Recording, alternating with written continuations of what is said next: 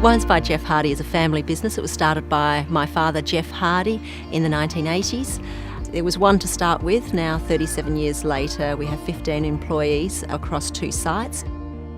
Today it's run by my husband and myself, so we're on to the second generation, and our daughter is also regularly at cellar door and can be seen there.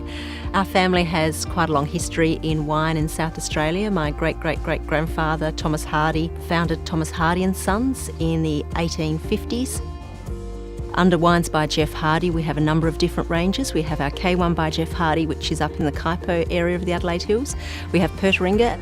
We also have our GMH range, which is mostly for export. We've won a number of awards. James Halliday has us named in his top 10% of Australian wine brands with 5 red stars. And Australia's oldest wine magazine, Wine State, named us as their #1 Australian wine company in 2012 and again in 2014.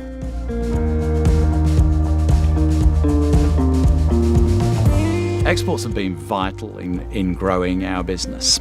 Back in 2011, only around about 10% of what we actually produced went overseas, whereas today 66% of our entire production goes overseas and about 34% remains here in Australia. Business SA supports us with the provision of documentation for our exports from SA, and also acts as a real first point of contact for any queries or any hurdles that we face along that road. The Department of State Development have done a really fantastic job in a calendar of outbound missions year on year, and certainly as a direct result of our participation in those outbound missions, we've established new markets in mainland China, in India, and currently establishing new markets in Indonesia and the Philippines.